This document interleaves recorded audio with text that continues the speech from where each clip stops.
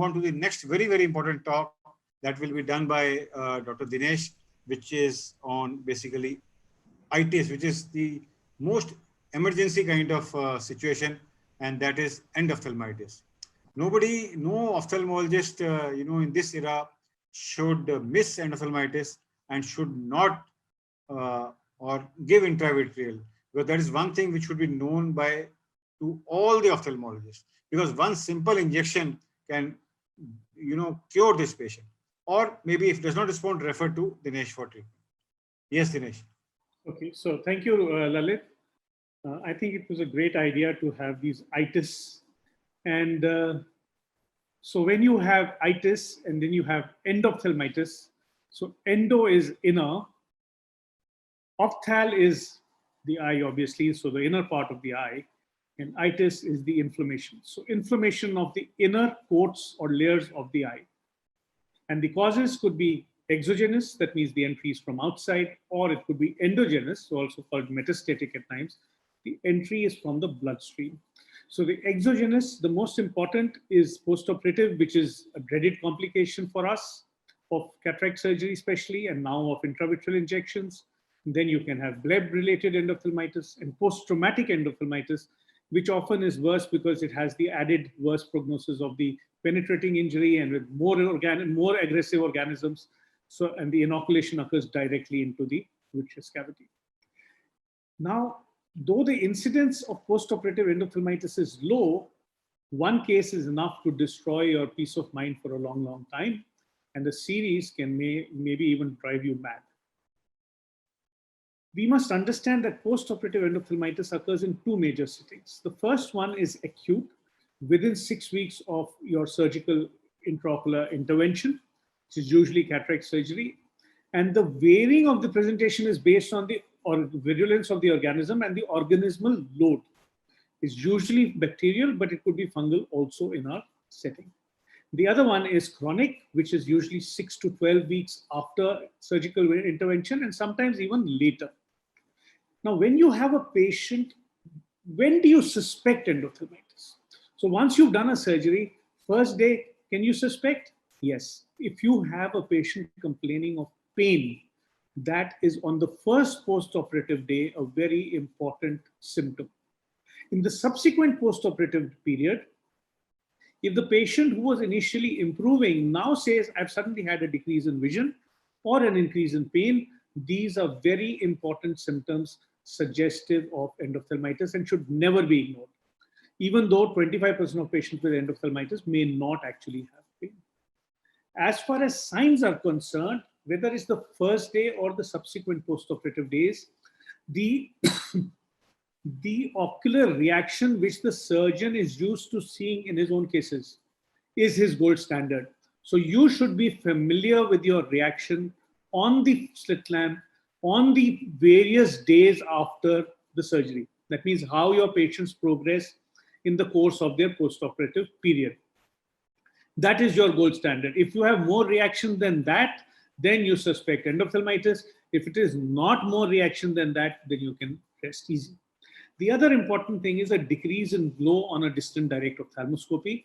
This is very sensitive, but remember there can be other causes, so this has a low specificity. And finally, you have exudates in the vitreous cavity. If you see them, this has a very high specificity for endophthalmitis. So if you have a patient with hypopion, the patient has vitreous exudation on indirect, the diagnosis is confirmed in any of these settings which we discussed before. Does ultrasound make a diagnosis? No. Ultrasound does not help to make your diagnosis, because in fact the vitreous echoes will not occur in the early stage. So when the endophthalmitis actually starts, you may have an echoic vitreous, but you may be seeing some vitreous echoes, exudates if you did a indirect ophthalmoscopy. So ultrasound is not used for making a diagnosis, but it helps us in doing surgical decision making. Now, what if there is no hypopion? If there is no hypopion, you dilate the pupils, look for vitreous exudates, and if they are present, your diagnosis is confirmed. If the vitreous exudates are absent, with the reaction being there in the AC, think in terms of a sterile inflammation or a very, very early endophthalmitis. But if the pupil does not dilate, now what do? You do a slit lamp examination. If there is a very severe reaction and your vision has dropped significantly, say less than 618, it may be worth giving an intravitreal antibiotic. If it's better than 618, you could give cycloplegics and antibiotics and steroids and look for the reaction, see whether the patient responds. Now, this kind of picture with a hypopion is more likely to be infection. This kind of picture, where it's mainly corneal edema, you see a lot of stripe, is more likely to be a TAS, a toxic anterior segment syndrome. Now, how would you differentiate this? See, remember, when you have toxic means in relation to something which caused a toxicity, which will occur during the surgery. So that will occur in the early phase after the post-op, in the post-op period. Infection may occur in the early phase or may occur later. But the important thing is that pain is not a usual component. Lid swelling and chemosis are not a usual component of TAS. Furthermore, if you see the edema is central, peripheral edema is not there. If you see fundus glow is there but mild, but no exudates in the vitreous, then you can think in terms of a TAS. Remember one thing, when you have a doubt, err on the side of infection. So when in doubt, it is endophthalmitis, not that it may be a toxic reaction. And how do you manage your patients? The same as we used to do for many, many years now. Intravitreal antibiotics are the mainstay. Vancomycin plus ceftazidime is the usual treatment, and adjunctive treatment with topical steroids, antibiotics, cycloplegics, and you can add systemic antibiotics. And later on, once the patient starts responding, you can add systemic steroids. But if you get infection within the first 48 hours, say around 36 hours, 40 hours, these patients have got a very severe reaction. Here, I would substitute ceftazidime for amikacin because I find that is more effective in more severe infections, and the possibility of a gram-negative infection goes up. With ceftazidime, there are more chances that you may get a resistance. But if it is a very fulminant infection, first day you open the bandage and there's an infection, think in terms of much more stronger antibiotics like intravitreal meropenem or tazobactam piperacillin as your preferred choice for this. The adjunctive treatment remains the same. Technique is now standard supratemporal quadrant, 3.5 millimeters from the limbus. Use 30 gauge needles, separate tuberculin syringes, and sequential injections. You can do it under topical or retrobulbar or peribulbar anesthesia, but check the wound prior to injection. If the wound is looking not too good, you may need to put a suture, otherwise it may just pop up. So this is the important thing. Now, once you've given the intravitreal injection, you see how the patient is behaving. If the patient is improving, as you see this patient, the next day you see the hypopion is less, you start seeing the media, the fundus is seen, hypopion going down, and it clears up. Nothing more to be done. On the other hand, you have a patient like this, not worsening, but not becoming better. So inadequate improvement. Now you think in this case, if it's not responding, it's already day 3, go ahead and do a vitrectomy. And this patient started responding after the vitrectomy. You see, why is this important? Now, this patient looks well, oh, day 1 post-op. Now, that itself should be ringing some bells. First day post-op means very severe end-off. But patient got only an intravitreal antibiotic. Told to come after a day, came on day 3 and finished. The story is almost ended. So if you see endophthalmitis on day 1, it is very severe, needs very intensive follow-up, and needs surgery at the first sign of deterioration after an intravitreal if you don't have facilities for a vitrectomy. Otherwise, maybe better to just go and do a vitrectomy. It's important to be aggressive because in this case, both the organism and the inflammatory response will harm the eye. you must refer this patient to a specialist who can aggressively handle this disease. It's absolutely unacceptable to say, I injected an antibiotic and I've told him now you can go and show somebody else. There is no role of multiple intravitreal antibiotic injections except in some very unusual situations.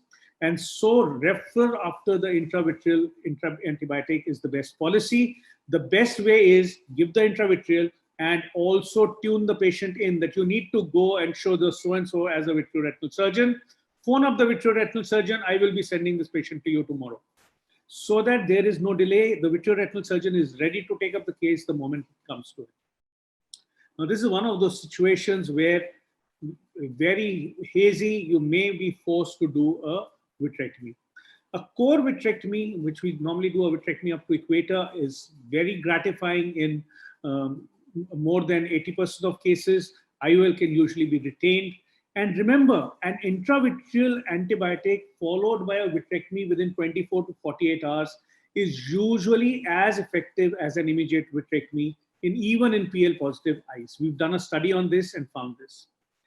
Chronic endophthalmitis, on the other hand, poses a problem. The onset is usually more than 6 weeks after the surgical intervention. Sometimes there's a diagnostic dilemma, can be difficult to diagnose, and requires a long-term follow-up because recurrences can occur. The usual causes are P. acne and fungal. These are the more common things. But also keep in mind, if the patient's coming, say, 3 months later, you may think this is chronic endophthalmitis due to your IOL, but it could be some ongoing inflammatory non-infective pathology, or it may even in an older patient be a neoplastic lesion. So when you have an uneventful initial period, and then you get this recurrence, you give topical and systemic steroids, and you get some kind of a partial response. And during this follow-up, you find some plaque in the posterior capsule, or if you find the hypopyon is coming now, or granulomatous KPs, these are all signs that you may be dealing with propionobacterium acne. If you get recurrences after your intravitreal antibiotics, again, think you may be dealing with propionobacterium or a fungal organism. So you could try first doing a vitrectomy, but if you're getting a recurrence, you may do an IOL removal along with a vitrectomy, along with capsulectomy and wash of the capsular bag. And if that's one side, the other alternative is you can do a complete vitrectomy with silicone oil and endotamponade, and that could work too.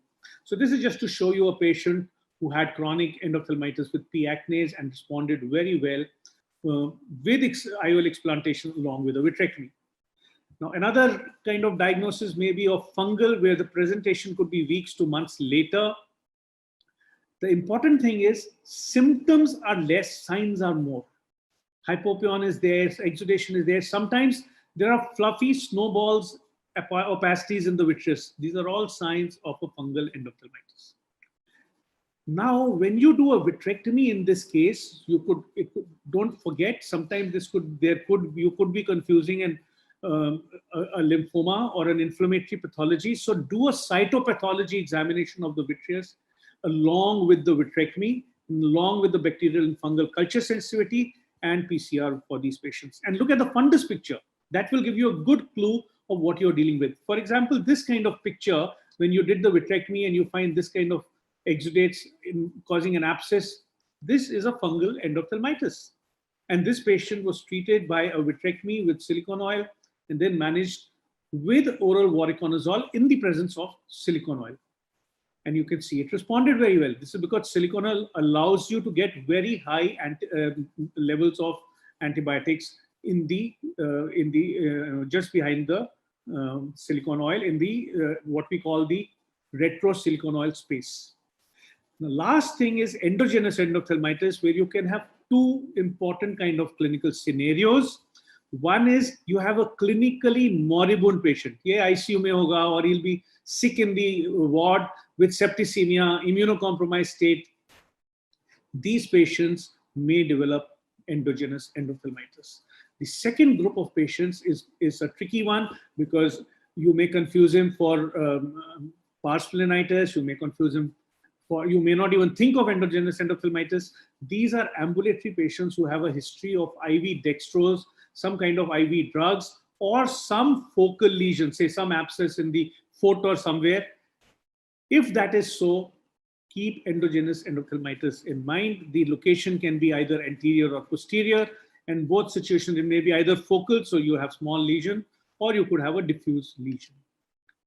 The mainstay of, now the important thing is, unlike exogenous endophthalmitis, the mainstay of management in endogenous endophthalmitis is systemic antibiotics in meningitis doses. Even if you don't know what dose, ask the physician, what is the dose for meningitis for this antibiotic? That's what you need to give. Intravitreal antibiotics are reserved for very severe vitreous exudation. You can't see the fundus, you may want to add an intravitreal antibiotic. And in patients who don't respond with that, you may want to do a vitrectomy, preferably with silicone oil, because you can get very high levels of antibiotics after this. Just to show you one case of endogenous endophthalmitis here. This was a lady who had a history of fever for which she was given dextrose drip for many days and then developed this kind of lesion.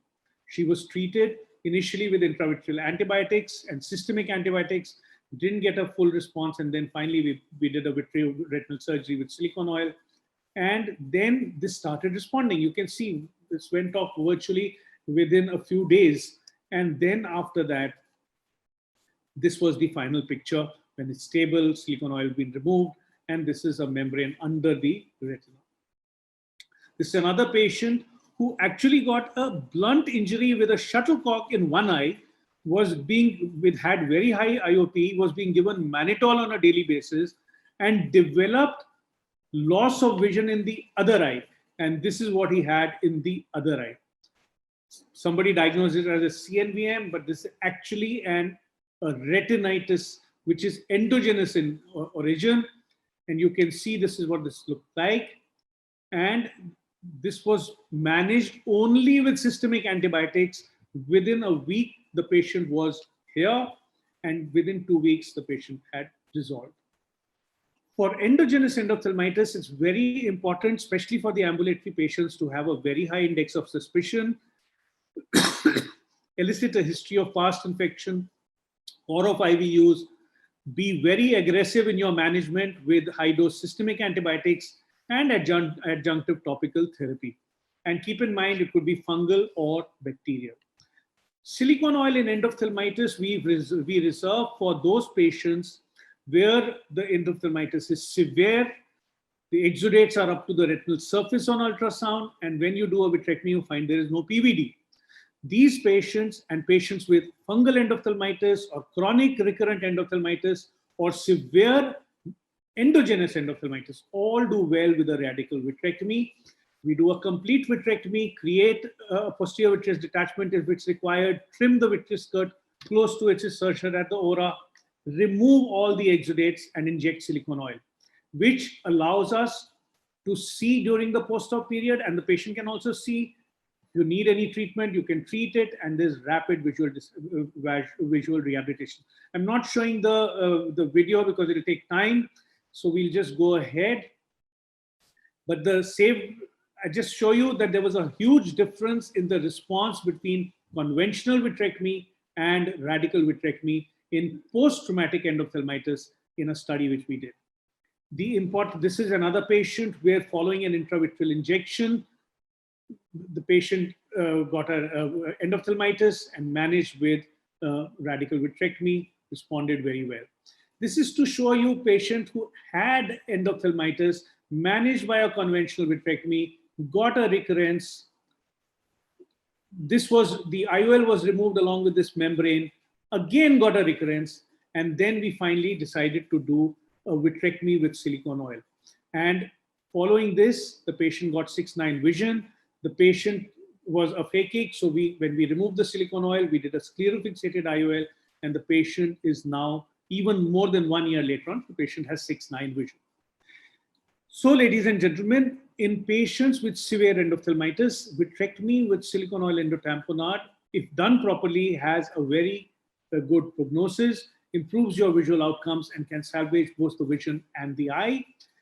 Lastly, you have bleb-related endophthalmitis, which is an acute endophthalmitis but late onset. The principles of management remain the same as for acute endophthalmitis.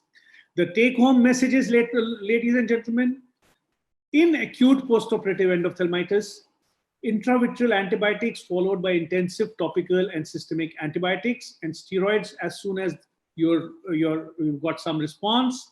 Refer for vitrectomy all patients who show inadequate response to intravitreal injection in the next 24 hours. The usual core vitrectomy works for moderate severity of endophthalmitis, patients who have a PVD when you do the surgery. Radical vitrectomy with silicone oil works very well for severe endophthalmitis. But the important thing is that early intervention is the key to management. In post-traumatic endophthalmitis, bleb-related endophthalmitis, the same principles will work.